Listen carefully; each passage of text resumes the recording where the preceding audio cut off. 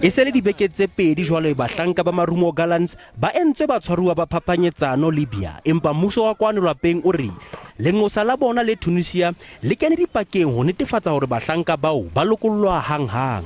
We will also in Pretoria be meeting with representatives from Libya attached to their embassy here to again get some feedback with regards to securing the release of the two South Africans. Sehlopha sa Marumo Gallants se ile sa etela Libya kgweding e fetileng ho bapala le sehlopha sa Al-Aqda.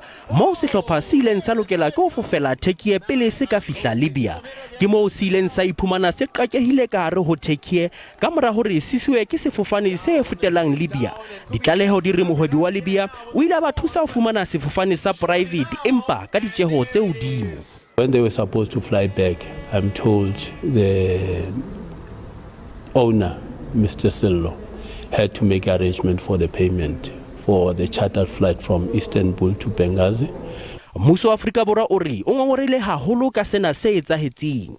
Holding people hostage is a criminal offense, and the South African government will not allow for our nationals to be kidnapped or held against their will. This is the reason why we are decisively intervening in this matter.